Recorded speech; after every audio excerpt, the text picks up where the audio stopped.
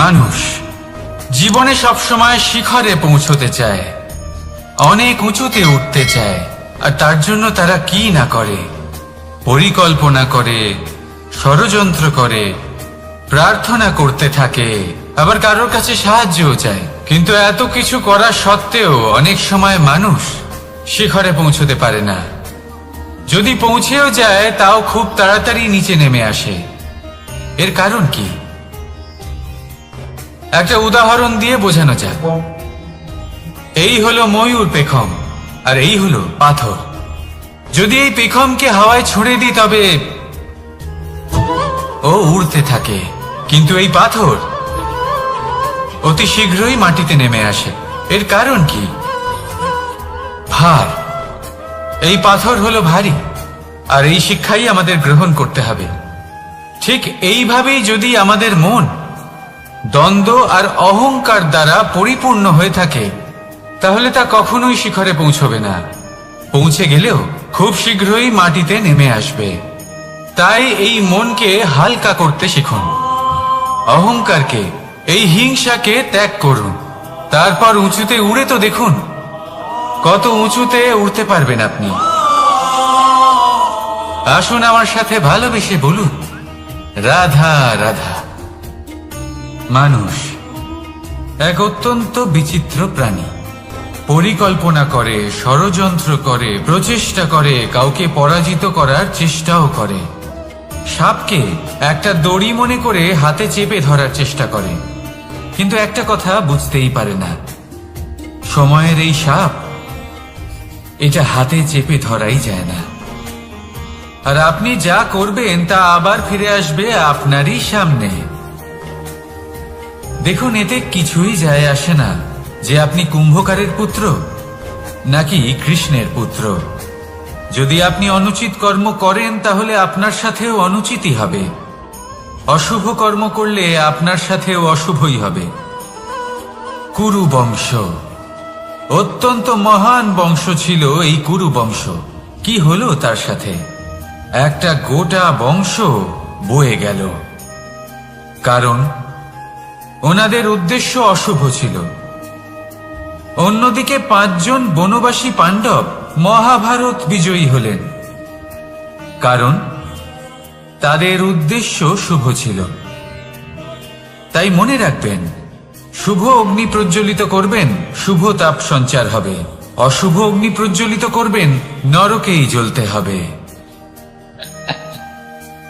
তাহলে আসুন আর আমার সাথে ভালোবেসে বলুন, রাধা রাধা। মানুষ জীবনে সবসময় সুখ পেতে চান, কিন্তু এই সুখ এটা আসলে কি? এই সুখের আসল রূপ কি? আমি বলি, সুখের আসলে 2টি রূপ হয়, বাহ্যিক সুখ, আত্মিক সুখ। আর এটা ঠিক তেমনই হয় যেরকম আমাদের শরীরের সাথে জড়িত ছায়া আর আমাদের শরীরের মধ্যে বসবাসকারী আত্মার। যদি ছায়ার কথা ভেবে দেখেন তাহলে বুঝতে পারবেন, আমাদের শোবার সময় ভোরবেলা এই ছায়া অনেক বড় হয়ে যায়। যখন এই সূর্য মাথার উপরে চলে আসে, তার তাপ বেড়ে যায়, তখন এই ছায়া ছোট হয়ে যায়। আর যেই অন্ধকার নেমে আসে, এই ছায়া আপনার সঙ্গ ত্যাগ করে। এরকমই হয় বাহ্যিক সুখ। আর এবার কথা বলি আমাদের শরীরের মধ্যে বসবাসকারী এই আত্মা। এই আত্মা কখনো আমাদের সঙ্গ ত্যাগ করে না, সব সময় আমাদের সাথে জড়িয়ে থাকে। এরকমই হয় আত্মিক সুখ, যা সব সময় আমাদের সাথে থাকে। আত্মিক সুখ কারোর সেবা করে, আত্মিক সুখ কাউকে সাহায্য করে, আত্মিক সুখ প্রেম বোধে, যা কখনো আমাদের সঙ্গ ত্যাগ করে না। সেখানে বাহ্যিক সুখ, যতক্ষণ আপনি সম্পন্ন, কিছু মানুষ এবং সুবিধার সাথে আছে, এই বাহ্যিক সুখ আপনার সাথে থাকবে। সম্পন্নতা চলে গেলে, মানুষজন চলে গেলে, সুখ সুবিধা চলে গেলে, বাহ্যিক সুখও চলে যায়। তাহলে এই আত্মিক সুখ খুঁজে নিন এবং সেই সুখের সাথেই বলুন, রাধা রাধা। আপনি কখনো কোনো সাধারণ পাখি দেখেছেন? যেমন বাবুই। সে কি করে? সে কোনো গাছের ডালে নিজের বাসা বানায়। এবার সেইখানে বাসা বানানো সহজ ব্যাপার, কারণ সামগ্রী আশেপাশেই পাওয়া যায়, কিন্তু সমস্যা হলো আক্রমণ। কোনো সাপ বা অন্য কোনো পশু ওর বাসাতে ওর সন্তানদের ওপর না আক্রমণ করে বসে, এই ভয়ে তার সব সময় থাকে। আর এটা সব থেকে কঠিন ব্যাপার এদের জন্য, নিজের বাসায় নিজের সন্তানদের সুরক্ষা। আর বাজ পাখি, যদি আমরা বাজের কথা বলি তাহলে তারা কি করে? বাজ পাখি কোনো উঁচু পাহাড়ের শিখরে কোনো পাথরের খাঁজে নিজের বাসা তৈরি করে। এবার ওখানে বাসা বানানো একেবারেই সহজ ব্যাপার নয়, কারণ সামগ্রী আশেপাশে পাওয়া যায় না, দূর থেকে নিয়ে আসতে হয়। কিন্তু সেইখানে আক্রমণের ভয়ও কখনোই থাকে না। এইভাবে উচিত রূপে ও নিজের বাসা রক্ষা করতে পারে, নিজের সন্তানদের রক্ষা করতে পারে। এর সারমর্ম হলো এটাই, যদি সমস্যা বড় হয় তাহলে সমাধানও উচ্চমানের হওয়া উচিত। একটা বাজ পাখির মতো ভাবা আরম্ভ করে দিন, জীবনে যে কোনো সমস্যা ছোট মনে হবে। রাধা রাধা। জীবনে এমন কিছু কাজ রয়েছে যা আপনাকে একাই করতে হয়, আর এমন কিছু কাজ রয়েছে যা আপনাকে একসাথে মিলে করতে হয়, একজোট হয়ে, সঙ্গবদ্ধ হয়ে। এবার সঙ্গবদ্ধ বলতে কি বোঝাতে চাইছি? আমি তাদের কথা বলছি না যারা বাস্তবিকভাবে একে অপরের সাথে কাজ করেন। আমি তাদের কথা বলছি যারা একে অপরের থেকে দূরে থেকেও একে অপরকে বিশ্বাস করেন। আমি আগেও বলেছিলাম, সমস্ত বিশ্বের আশা বিশ্বাসেই বসবাস করে, তাই না? তাই যেখানে সমস্ত বিশ্ব আছে, সমস্ত সংসার আছে, সেইখানেই বিশ্বাস রয়েছে। তাই আপনার আশেপাশে এমন দল সঙ্গবদ্ধ করুন যাদের আপনার উপর বিশ্বাস আছে আর যাদেরকে আপনি বিশ্বাস করতে পারেন। তাহলে আসুন আর আমার সাথে ভালোবেসে বলুন, রাধা রাধা। আমরা যে মানুষকে চাই, যাকে আমরা ভালোবাসি, তাকে একটা উপহার অবশ্যই দিতে চাই। এমন এক উপহার যা ওনার ভালো লাগবে, যা শ্রেষ্ঠ হবে, অতি প্রিয় হবে, বহুমূল্য হবে, বা বলতে পারেন মূল্যবান হবে। তাই আমরা কি করি? আমরা বাজারে যাই, তার জন্য স্বর্ণ, আভূষণ, হিরে, মুক্ত এইসব নিয়ে আসি। কিন্তু এটাই কি সর্বশ্রেষ্ঠ উপহার? কখনোই না। সর্বশ্রেষ্ঠ উপহার হলো স্বাধীনতা, তাকে নিজের মনের মতো বাঁচার স্বাধীনতা। যদি আপনি কাউকে স্বাধীনতা না দিতে পারেন, তাহলে সে কোথাও না কোথাও বন্দী হয়ে যায়, তার বিকাশ কোথাও না কোথাও আটকে যায়। কিন্তু যদি আপনি কাউকে স্বাধীনতা দিতে পারেন, তাহলে আপনি দেখবেন ও সমস্ত সংসারকে, এই জীবনকে নিজের দৃষ্টিভঙ্গি দিয়ে দেখবে, বুঝবে যে কোনটা হলো উচিত আর কোনটা হলো অনুচিত। আর এটাই হলো সর্বশ্রেষ্ঠ। আর এবার যদি কাউকে স্বাধীনতার মাধ্যমে এত বড় একটা শক্তি দিতে পারেন, তাহলে আপনি আমাকে বলুন, এর থেকে বড় উপহার আর কি হতে পারে? আসুন আর আমার সাথে ভালোবেসে বলুন, রাধা রাধা। কর্ম, ধর্ম আর কর্তব্য, এই তিনটি একে অপরের সাথে জড়িত। আর অনেক সময় এই তিনটি পালন করতে করতে আমাদের সেই ব্যক্তির সামনে গিয়ে দাঁড়াতে হয়, তার বিরুদ্ধেই যেতে হয়, যাকে আমরা সব থেকে বেশি ভালোবাসি। কিন্তু সেইখানে এই যুদ্ধ কোনো ব্যক্তিগত যুদ্ধ থাকে না, এ হলো কর্ম, ধর্ম আর কর্তব্যের যুদ্ধ। এটা সরল নয়, অত্যন্ত কঠিন হয় তার সম্মুখীন হওয়া যাকে আমরা সব থেকে বেশি সম্মান করি। কিন্তু আমাদের তো আমাদের ধর্মের পথে চলতেই হবে, কারণ আমরা কর্মবদ্ধ, কর্তব্যবদ্ধ, আর এটাই করা উচিত। শুধু এটুকু মনে রাখবেন, যদি আপনার উদ্দেশ্য শুভ হয়, আপনার ভাবনা শুভ হয়, আপনি যদি কর্ম, ধর্ম আর কর্তব্যের পথে অগ্রসর হন, তাহলে এই প্রক্রিয়াতে যদি আপনাকে আপনার আরাধ্যেরও সামনে দাঁড়াতে হয়, তাহলেও আপনার কোনো ক্ষতি হবে না। তাহলে আসুন আর আমার সাথে ভালোবেসে বলুন, রাধা রাধা। প্রেম এই সংসারে এসেছিল এই সংসারকে প্রেমের শিক্ষা দেওয়ার জন্য, এই জীবনের সুখের অনুভূতি আসলে কি তা শেখানোর জন্য। কিন্তু যদি সত্যি কথা বলি, তো আমি নিজেই প্রতিদিন প্রেমের নতুন নতুন স্বরূপ দেখতে পাই। প্রেমের একটা নতুন অনুভূতি প্রত্যেক নতুন দিনে। আর তার কারণ হলো এই প্রেম অনন্ত, এ হলো দৈব। প্রেম হলো এই সংসারের সব থেকে বড় ঢাল এবং সব থেকে বড় অস্ত্র। এই প্রেম ছাড়া না কোনো ন্যায় হয় আর না কোনো শাস্ত্র, না জীবন আছে আর না অন্ত। এবার যদি এই প্রেম মনের মধ্যে বাস করতে শুরু করে তাহলে কখনো কোনো সমস্যাই হবে না, আর যদি হয়েও থাকে তাহলে তা স্থায়ী হবে না। এই প্রেম কি না করতে পারে? এই প্রেম সমস্ত সমস্যা মিটিয়ে ফেলতে পারে। আপনার মনের মধ্যে অহংকারকেও বিনাশ করে দিতে পারে। আপনাকে সাক্ষাৎ ঈশ্বরের সাথে দেখা করাতে পারে। তাই প্রেমের দ্বারা প্রয়াস করতে থাকুন। এই সংসারের প্রত্যেক মানুষকে, প্রত্যেক বস্তুকে, প্রত্যেক জীব জন্তুকে ভালোবাসবেন। আর এই প্রেমের দ্বারাই বলুন রাধা রাধা। প্রশান্তি জড়িত নিদ্রা মানুষের জীবনের একটা অত্যন্ত গুরুত্বপূর্ণ সুখ এবং প্রয়োজনীয়তাও। দেখতে গেলে এই সংসারের প্রত্যেক পশু পাখি, প্রত্যেক জীব অবশ্যই নিদ্রা প্রাপ্ত করেন, কিন্তু মানুষ, যার মধ্যে বিচার বিবেচনা করার শক্তি অন্যদের থেকে অনেক বেশি, তার কিন্তু ঘুমের কিছু সমস্যা অবশ্যই হয়। কি বলেন? তাই তো। এবার এর কারণ কি? চিন্তা। এবার চিন্তা আমাদের সবার জীবনে আছে।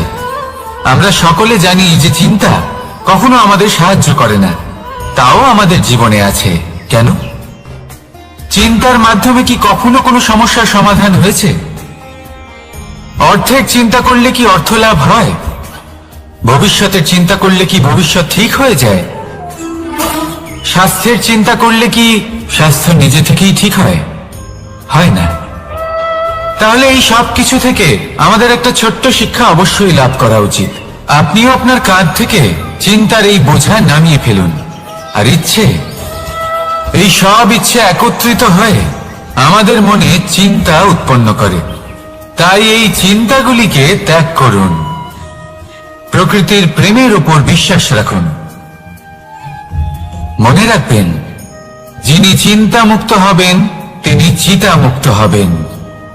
সুখের নিদ্রা প্রাপ্ত করুন, আর নিদ্রায় যাবার আগে আমার সাথে ভালোবেসে বলুন রাধা রাধা। মহাদেব সেই দেবতা যিনি মহান, যাকে দেবতাদের দেবতা বলা হয়, যিনি হলেন আমার আরাধ্য। কখনো আপনার মনে এই প্রশ্ন এসেছে যে শিবকেই কেন মহাদেব বলা হয়, অন্য কোনো দেবতাকে কেন বলা হয় না?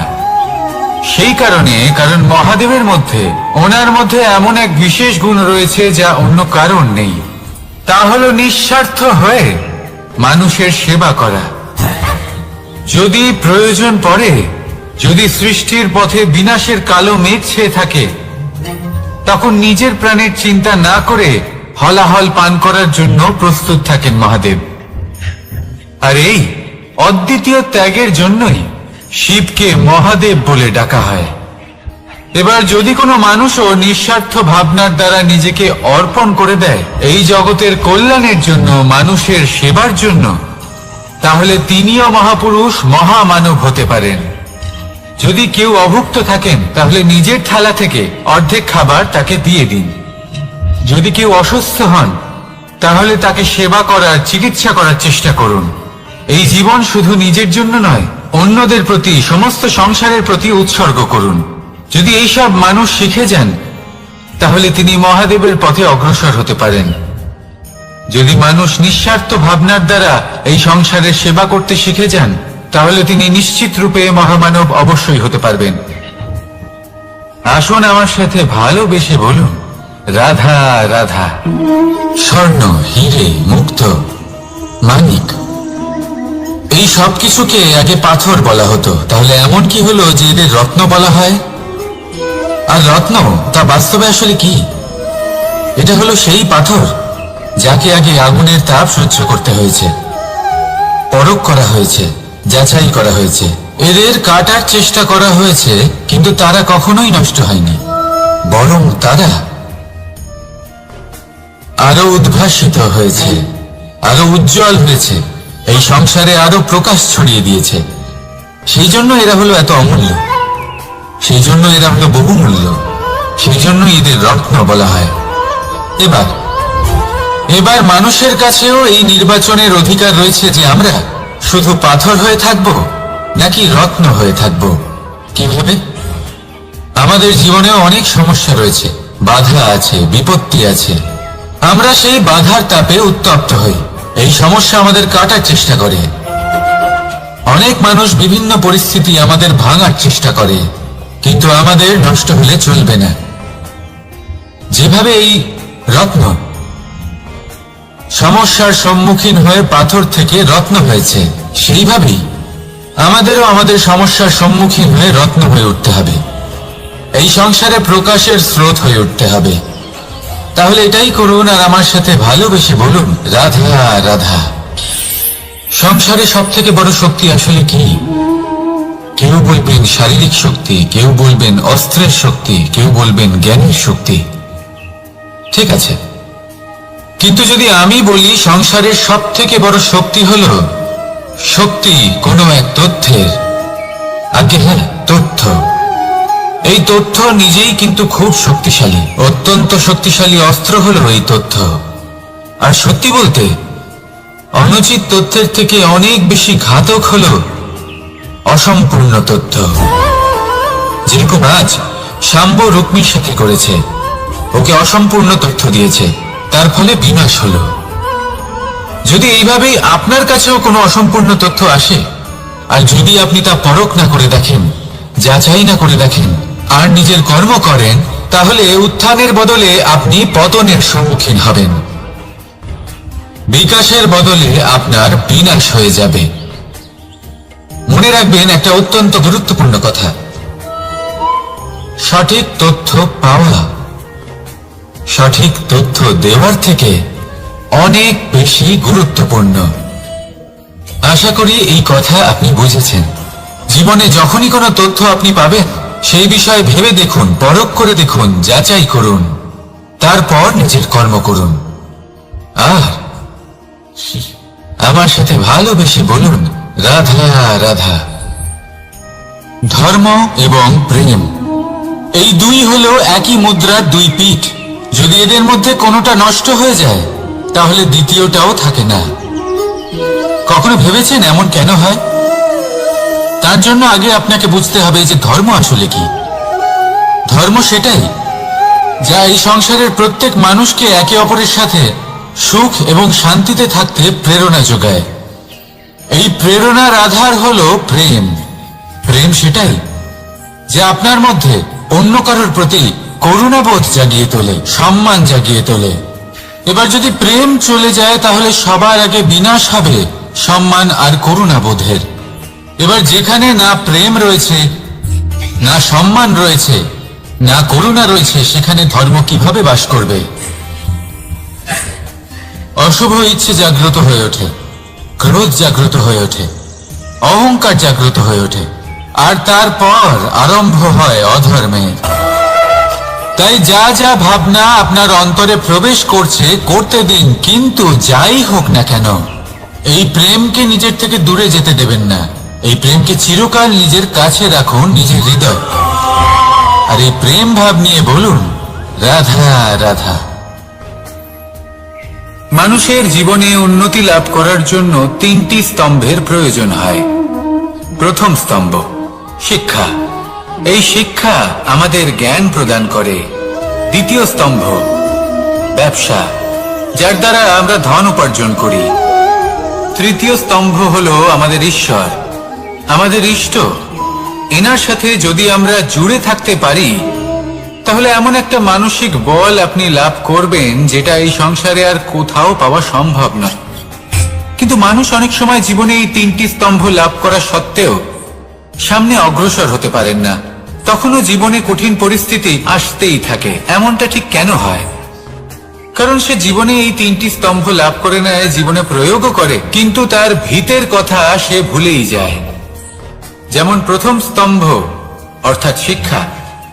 এই শিক্ষার আধার হলো শুভ চেতনা। যদি অন্তরে শুভ চেতনা না থাকে তাহলে এই শিক্ষার কোনো গুরুত্ব থাকে না। দ্বিতীয় স্তম্ভ ব্যবসা। পরিশ্রম করে উপার্জন করতে হবে, এই কথাটা আমরা সবাই জানি এবং সবাই চেষ্টাও করি। কিন্তু ব্যবসা করতে করতে আমরা এটা ভুলে যাই আমাদের ব্যবহার কেমন হয়ে পড়েছে। এই ব্যবহার যদি শুভ হয় তাহলে আমাদের উপার্জন আস্তে আস্তে একটা স্থির জায়গায় এসে পৌঁছবে।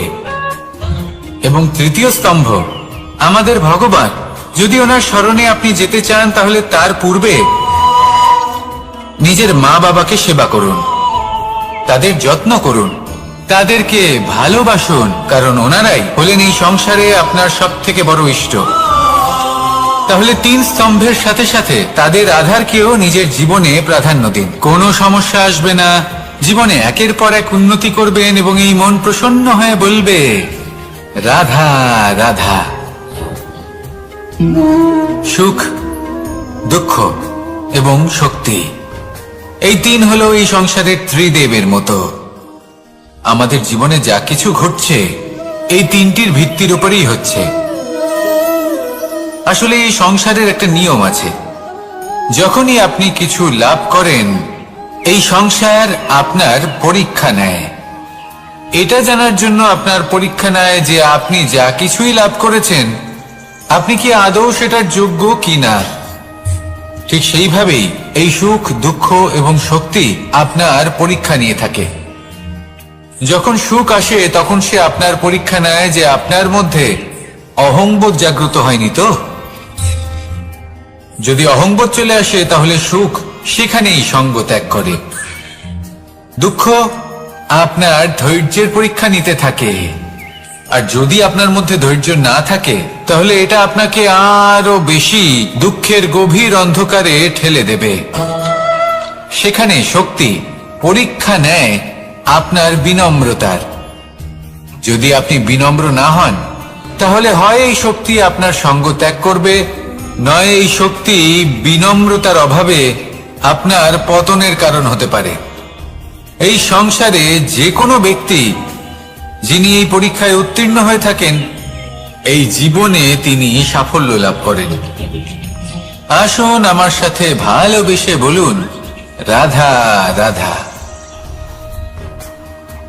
ভয়ের সাথে আমরা সবাই পরিচিত, কষ্ট আমরা সবাই পেয়েছি।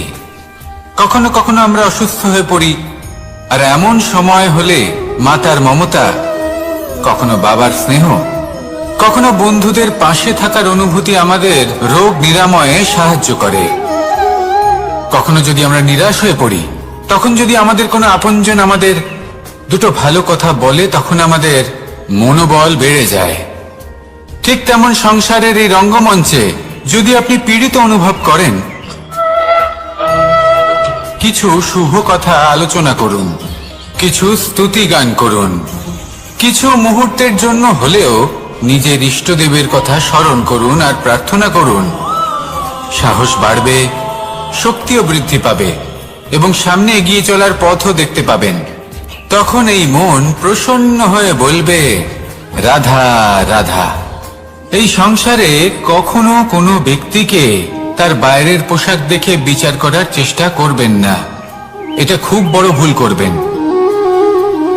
যেমন আমরা জীবনে অনেক সময় এমন করি, ধরুন কোথাও একটা গাছ দেখলাম, খুব বিশাল আকারের একটা গাছ যেটা মাটির থেকে অনেক উঁচুতে পৌঁছে গেছে, যার বিশাল শাখা আছে। সেগুলো দেখে আমরা ভাবি যে এই গাছে হয়তো কত সুস্বাদু ফল আছে, আমরা সেই গাছের পরিচর্যা করতে থাকি। আবার অন্যদিকে হলো একটি তৃণ যেটা মাটি থেকে কিছুটা উঁচুতে পৌঁছেছে, কিন্তু সেই তৃণর নিচে, মাটির নিচে অত্যন্ত সুস্বাদু ফল বা সবজি জন্ম নেয়, যা আমাদের স্বাস্থ্যের পক্ষে অত্যন্ত উপকারী। সেই জন্য কখনো আবরণ দেখে কাউকে বিচার করতে চেষ্টা করবেন না। তার বদলে এটা বোঝার চেষ্টা করুন যে আপনার সামনে যে ব্যক্তি আছে বা বস্তু আছে তার বিশেষত্ব কি।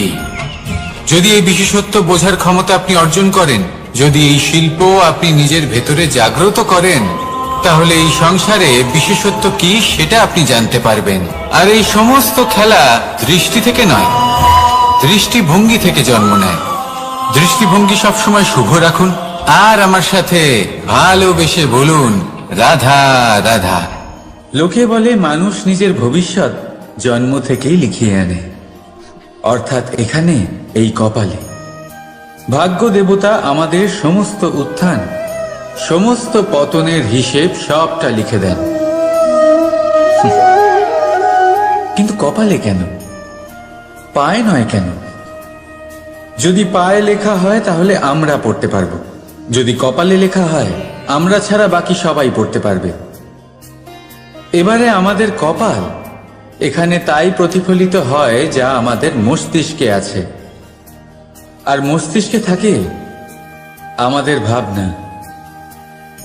তাই এই ভাবনার ধনাত্মক হওয়া অত্যন্ত জরুরি। এতে বিকাশের জন্য স্থান রাখুন, এতে সবাইকে একসাথে নিয়ে চলার ভাবনা রাখুন। আর বিশ্বাস করুন, আপনার মস্তিষ্কের এই ভাবনা সাফল্য রূপে আপনার কপালে অবশ্যই লিখিত হবে, কারণ আপনার ভাবনাই সত্য হয়ে আপনার জীবনে আসে। রাধা রাধা। সময় বড়ই অদ্ভুত, এই সময়, তাই না? দেখতে গেলে এটা একটা অনুভূতি, একটা সংখ্যা, একটা বিষয়। এবারে দেখুন না, সূর্যোদয় সকলের একসাথেই হয়, তাই তো? কারোর আগে কারোর পরে এমন তো হয় না, সবার একসাথেই হয়। আবার সূর্যাস্ত সকলের একসাথেই হয়। এবারে ভাবুন, এই সময় প্রত্যেকের জন্য আলাদা আলাদা। কারোর জন্য এই সময় ভালো, আবার কারোর জন্য এই সময়ই খারাপ। এক্ষুনি এই মুহূর্তে কারোর মুখে সফলতার আলো রয়েছে, আবার কারোর মুখে অসফলতার নিরাশা। এটা কেন? কেন এই সময় কারোর জন্য শ্রেষ্ঠ, আবার কেন তা কাউকে নিরাশ করে? এটার উত্তর হলো আপনার চিন্তা, আপনার কর্ম। যেমন আপনার চিন্তাধারা তেমন আপনার কর্ম, আর তেমনই হবে আপনার এই সময়। আপনি জীবনে সুখ তখনই পাবেন যখন আপনি কারোর মুখে আশার আলো এনে দেবেন। আপনি আনন্দ তখনই পাবেন যখন আপনি কাউকে খুশি করবেন। হ্যাঁ, এটা ঠিক যে কাউকে খুশি করা সবসময় আপনার হাতে নেই, কিন্তু আপনার হাতে এটা অবশ্যই আছে যে আপনি কাউকে দুঃখ না দেন, কাউকে নিরাশ না করেন। আর কোনো ব্যক্তিকে দুঃখ না দেওয়ার এই চেষ্টাও আপনার কর্মই বটে। আর এই শুভ কর্মের ফল আপনাকে প্রকৃতি অবশ্যই দেবে। তাই মনে রাখবেন, ভালো সময় তারই আসে যে কখনো কারোর খারাপ চায় না। রাধা রাধা। লোকে আমাকে সবসময় জিজ্ঞেস করে যে কানাই, এখন তুমি বড় হয়ে গেছো, এই বাচ্চাদের সাথে থেকে তুমি সবসময় দুষ্টুমি করো কেন? তুমি বড় হয়ে গেছো, বড়দের মতো থাকো। বেশিরভাগ লোকে এটা বুঝতে পারে না, ভাবে উনি তো ভগবান, ভগবানের মতো গম্ভীর নয় কেন? এবারে আমি কি করে বোঝাবো সবাইকে যে আমার ভগবান হওয়ার পিছনে যে সবচেয়ে বড় রহস্য, তা হলো এই বাচ্চারাই। আমার শক্তি কোথা থেকে আসে? সমস্ত সমস্যার সমাধান করার শক্তি এই বাচ্চাদের থেকেই তো আসে। জীবনে বাঁচার শক্তি, সংসারকে প্রেম শেখাবার শক্তি এই বাচ্চাদের থেকেই আসে। কারণ বাচ্চাদের থেকে বড় কোনো ভগবান হয় না। এবারে দেখুন না, পুরাণ আর বেদের কোনো জ্ঞান নেই ওদের, কিন্তু খুব ভালোভাবেই জানে যে একজন উদাস ব্যক্তির মন কি করে ভোলানো যায়, কি করে তাকে আনন্দ দেওয়া যায়। আর এই এক বিশাল ব্যাপার। কোনো ন্যায়, কোনো নীতির জ্ঞান নেই ওদের, কোনো ভেদাভেদ করতে জানে না। কিন্তু এটা অবশ্যই জানে একজন একা অজানা ব্যক্তিকে নিজের দলের সদস্য কি করে বানাতে হয়, কি করে তাকে আপন করতে হয়। আর এক বড় ব্যাপার, এই বাচ্চাদের থেকে অনেক কিছু শেখার আছে। তাই আপনারাও নিজেদের জীবনে গম্ভীর হওয়ার চেষ্টা কখনোই করবেন না। আর যদি করেন তাহলে এই সংসার খুবই নিরস লাগবে আপনার। আপনিও বাচ্চাদের মতো নিষ্পাপ থাকুন আর নিজেকে আনন্দে রাখুন। লাভ আর ক্ষতির ঊর্ধ্বে গিয়ে সম্পর্ককে দেখুন। জ্ঞান অর্জন করার পরিবর্তে ভালোবেসে সম্পর্ক পালন করুন। আপনি নিজেই বুঝে যাবেন যে এই সংসার কতটা সুন্দর। রাধা রাধা। মানুষ জন্ম নেয়, আর জন্ম নিলেই তার জীবনযাত্রা শুরু হয়ে যায়। তারপর সে পরিশ্রম করে, লড়াই করে, আর সে তার ফল অবশ্যই পায়। সেই নিজের জীবনযাত্রা নিজেই সাজায়। তার জীবনে ভয় ততক্ষণ প্রবেশ করে না যতক্ষণ না সে জীবনে কিছু অর্জন করে। একবার সে কিছু পেয়ে গেলে তারপরে সেটা হারিয়ে যাওয়ার ভয় মনের মধ্যে জন্ম নেয়। তারপর সে ভাগ্য, জ্যোতিষ, ভবিষ্যৎ এইসব দেখতে ব্যস্ত হয়ে পড়ে। আমি আপনাকে একটা প্রশ্ন করছি, আপনি যখন এই সংসারে এসেছিলেন কি নিয়ে এসেছিলেন যে আপনি হারাবেন? কিছুই না। আপনার বশে আপনার জীবনের সেই মুহূর্তই আছে যা আপনার হাতে আছে, অন্য কিছুই নয়। আপনার হাতে আছে আপনার কর্ম। যে জীবনে দুর্ভাগ্যে হতাশ হয় না, যে অসফলতার জন্য ভেঙে পড়ে না, সেই এই জীবনে বিজয়ী হয়। বলুন, যখন আপনার জীবনে কিছুই ছিল না কি করেছিলেন? পরিশ্রম করেছিলেন, লড়াই করেছিলেন, আর সেই সব কিছু পেয়েছেন যা পেতে চেয়েছিলেন। তাহলে আজ সব পাওয়ার পর ভয় কিসের? সেই সব জিনিস কি আপনাকে পরিশ্রম করার থেকে আটকায়? না। সেই জন্য নিজের হাতের রেখায় কখনো নিজের পথ খুঁজবেন না, কারণ এই সংসারে যাদের হাতই নেই তারাও নিশ্চিতভাবে তাদের নিজের পথ নিজেই বানিয়ে নেয়। তাহলে আপনার কি নিয়ে চিন্তা? রাধা রাধা।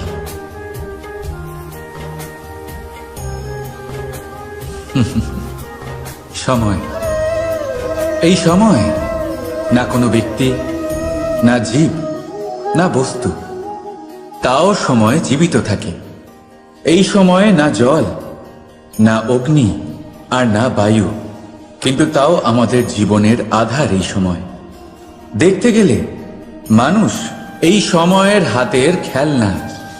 কখনো আমাদের সময় ভালো হয়, আবার কখনো খারাপ। কেউ সময় আসার প্রতীক্ষা করে, আবার কেউ সময় যাওয়ার প্রতীক্ষা করে, কিন্তু এই সময় কারোর হাতে ধরা দেয় না। এই সময় যা কেউ দেখতে পায় না, এটা সবাইকে সব কিছু দেখিয়ে যায়। দেখিয়ে যায় যে আপনকে আর পরকে, আমাদের শুভাকাঙ্ক্ষীকে আর ক্ষতিকে চায়, আমাদের মিত্রকে আর আমাদের শত্রুকে। এই সময় আপনাকে দেখায় যে আপনি কতটা শক্তিশালী, সেই সময় আপনাকে দেখিয়ে যাবে আপনি কতটা দুর্বল। এই সময় সব কিছু দেখিয়ে যায়। তাই এই সময় যা এতটা শক্তিশালী, তা আমরা নষ্ট কেন করি? ভেবে দেখুন। এবারে উঠুন আর এই সময়ের সম্পূর্ণ ব্যবহার করুন। এই সময়ের সদ্ব্যবহার করুন, কারণ এই সময়কে ব্যবহার করাটাই আপনার হাতে রয়েছে, আর কিচ্ছু না। আর এই সময় একবার বয়ে গেলে তখন যাই করুন না কেন কখনো ফেরত আসবে না। সময়ের সদ্ব্যবহার করুন আর সবার মধ্যে আনন্দ ছড়ান। আর আসুন আমার সাথে ভালোবেসে বলুন, রাধা রাধা। আমরা সবাই জীবনে সফল হতে চাই, তাই না? প্রত্যেকের জীবনে ব্যক্তিগত একটা লক্ষ্য আছে, আর প্রত্যেকের জীবনে তাদের লক্ষ্যে পৌঁছানোর আলাদা আলাদা যাত্রা আছে। এবার এই যাত্রায় অগ্রসর হওয়ার জন্য পথের দরকার। পথ, এই পথ, এটা অত্যন্ত গুরুত্বপূর্ণ, আর মানুষ এটাই বুঝে উঠতে পারেন না। অধিকাংশ মানুষ তাদের গোটা জীবন কাটিয়ে দেন এই পথ খুঁজতে গিয়ে, আর অধিকাংশ মানুষ জীবন কাটিয়ে দেন তাদের এই পথ বদলাতে গিয়ে। কিন্তু এভাবে সাফল্য অর্জন করা যায় না। এবারে আপনারা জিজ্ঞেস করবেন কি করে সাফল্য লাভ করবেন। এই সফলতা তিনি অর্জন করেন যে তার পথ নিজেই তৈরি করে। দেখুন, যত শক্তি আর যত সময় আপনি পথ খুঁজতে আর বদলাতে গিয়ে নষ্ট করবেন, তার থেকে কম সময় এবং শক্তির দ্বারা আপনি নিজের পথ নিজেই বানাতে পারবেন, নিজের লক্ষ্যে পৌঁছতে পারবেন। সেই জন্য বারবার আপনার পথ বদলাবেন না, খোঁজাখুঁজি করবেন না। নিজের এই যাত্রায় নিজের পথ নিজেই তৈরি করুন, আর যত তাড়াতাড়ি সম্ভব নিজের লক্ষ্যে পৌঁছে যান। রাধা রাধা। আপনি ওই কথাটা নিশ্চয়ই শুনেছেন, যখন ভগবান একটা দরজা বন্ধ করেন তখন অন্যদিকে অনেক দরজা খুলে দেন। এবার এই দরজা, এই সমস্ত পথ আমরা দেখতে পাই না, অনেক সময় আমরা বুঝতে পারি না, হারিয়ে যায় সব। কখনো কখনো মনে হয় যে এই কথাটাই মিথ্যে, কিন্তু আসলে তা তো নয়। তাহলে হারিয়ে যায় কেন? কারণ আমরা সময় নষ্ট করি এই দরজার দিকে তাকিয়ে থেকে। ভাবি এই বুঝি দরজা খুলবে, এবার দরজা খুলবে। অপেক্ষা করতে করতে আমরা অনেক সময় নষ্ট করে ফেলি। এত সময় নষ্ট করি যে আমরা দেখতে পাই না, খুঁজে পাই না সেই সমস্ত দরজা আর পথ যা আমাদের জন্য খোলা রয়েছে। যদি খুঁজেই না পাই তাহলে তা ব্যবহার করব কি করে? মনে রাখুন, ভগবান সব সময় আমাদের সাথে রয়েছেন, আমাদের সাহায্য করছেন। এই পথ সব সময় আছে, সর্বত্র আছে। দরকার রয়েছে শুধুমাত্র দৃষ্টির, দৃষ্টিভঙ্গি এবং ভাবনার।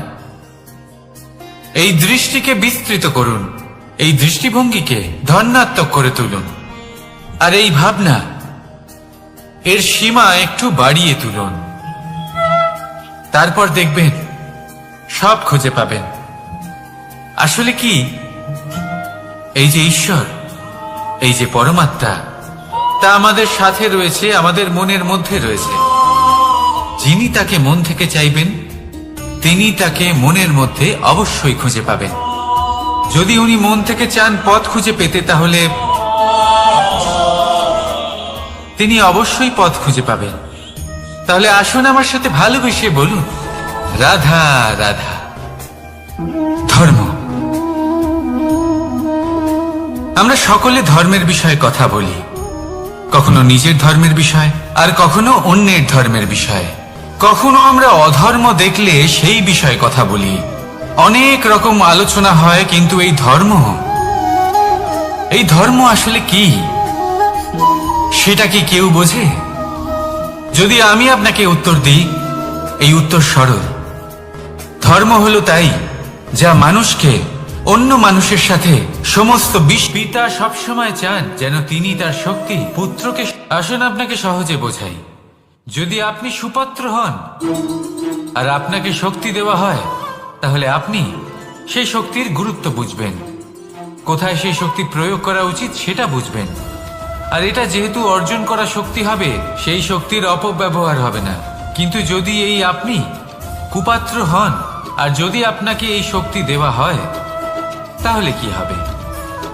দেখতে গেলে এই শক্তি আপনি দান হিসেবে পেয়েছেন, তাই না আপনি এই শক্তির গুরুত্ব বুঝবেন, আর না এর প্রয়োগ আপনি জানবেন। তার অপব্যবহার হওয়া সুনিশ্চিত। তাই যদি আপনি কোনো শক্তি অর্জন করতে চান, তাহলে আগে তার যোগ্য হয়ে উঠুন। পুত্র নয়, পাত্র হয়ে উঠুন। আর আমার সাথে ভালোবেসে বলুন, রাধা রাধা।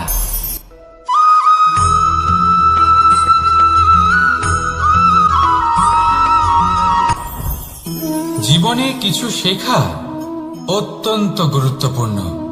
এবার কি কি শিখতে হবে, সেই সব শেখানোর জন্য অনেক শিক্ষক রয়েছেন। কিন্তু কি শিখবেন না আর কি করবেন না, এটা আমাদের নিজের অভিজ্ঞতা দিয়ে শিখতে হয়। কিন্তু তার মানে এটা নয় যে যদি আপনাকে শিখতে হয় যে আগুনের তাপ কতটা, আপনাকে আগুনের মধ্যে হাত দিতে হবে না, অন্য কারোর অভিজ্ঞতা দ্বারাও শিখতে পারেন। প্রশ্ন শুধুমাত্র একটাই যে আপনি কি শিখতে চান নাকি চান না।